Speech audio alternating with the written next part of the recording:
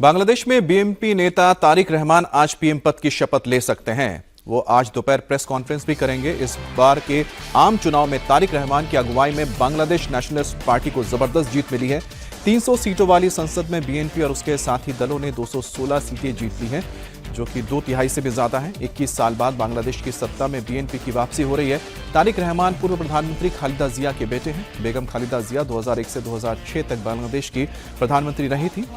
अगर कार्यवाहक प्रधानमंत्री को हटा दे तो ऐसा 35 साल बाद होगा जब बांग्लादेश में कोई मेल प्राइम मिनिस्टर होगा।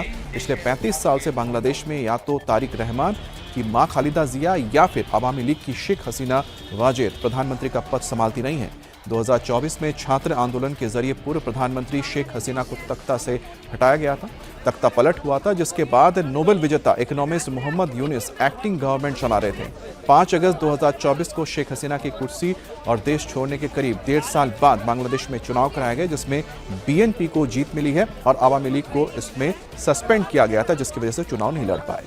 बांग्लादेश में घोषित हुए 297 सीटों में बांग्लादेश नेशनलिस्ट पार्टी और उसके सहयोगी दलों के खाते में कुल 216 सीटें आई हैं। 11 दलों के गठबंधन बांग्लादेश जमाते इस्लामी ने 76 सीटों पर जीत हासिल की है। वहीं पर इस्लामी आंदोलन बांग्लादेश समेत स्वतंत्र उम्मीदवारों ने 7 सीटें जीती हैं।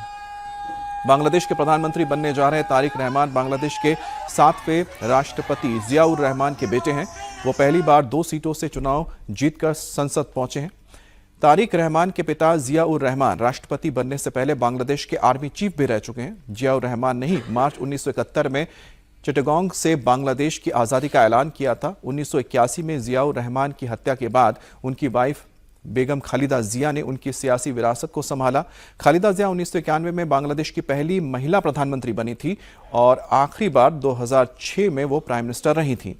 खालिदा जिया के दूसरे कार्यकाल के दौरान तारिक रहमान पार्टी के अंदर बेहद पावरफुल होकर उभरे थे। हालांकि 2007 में उनको गिरफ्तार कर लिया गया था, लेकिन 2008 में उन्हें इलाज के लिए जमानत मिली और वो लंदन चले गए, जिसके बाद से लगातार वो लंदन में रह रहे थे।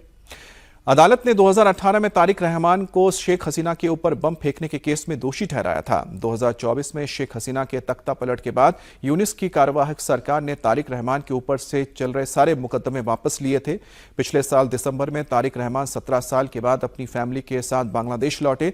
इसके कुछ ही दिन बाद उनकी मां खालिदा जिया का निधन हो गया था और इसके बाद चुनाव में तारिक रहमान ने बीएनपी को लीड किया और अब वो प्रधानमंत्री बनने जा रहे हैं। तारिक रहमान ने ढाका में अपनी पहली रैली में अमेरिका के black rights activist Martin Luther king की नकल करते हुए मुल्क से वादा किया था कि उनके पास बांग्लादेश के लिए एक प्लान है और उनका एक ही मकसद है, देश की तरक्की।